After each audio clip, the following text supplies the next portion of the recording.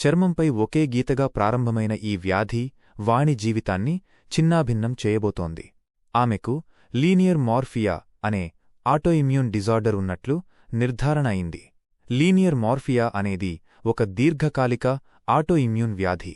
దీనిలో అధిక కొల్లాజెన్ ఉత్పత్తి జరిగి చర్మం క్రమంగా గట్టిపడటానికి మరియు బిగుతుగా మారడానికి కారణమవుతుంది.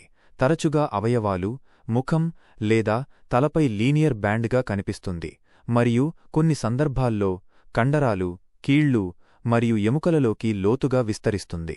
ఈ వ్యాధి కాలక్రమేణా నొప్పి, చర్మ సంకోచించడం, కీళ్ల కదలిక తగ్గిపోవడం, పిల్లలలో ఎదుగుదలలో మార్పులు, వికారముఖం, నరాల డ్యామేజ్ మరియు మానసిక రుగ్మతలకు దారితీస్తుంది. లీనియర్ మార్ఫియాకు పర్మనెంట్ క్యూర్ లేదని వాణి అర్థం చేసుకుంది.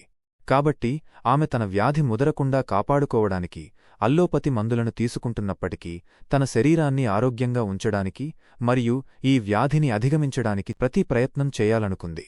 ఆరోగ్యంగా ఉండటానికి అల్లోపతి రెగ్యులర్ చికిత్సతో పాటు హోమియోపతిని కూడా ఉపయోగించవచ్చని ఆమె అర్థం చేసుకుంది. మెరుగైన ఆరోగ్యం కోసం ఆమె ఈ వ్యాధికి అల్లోపతి మరియు హోమియోపతి రెండింటినీ ఉపయోగించింది. వాణి చేసింది ఇదే.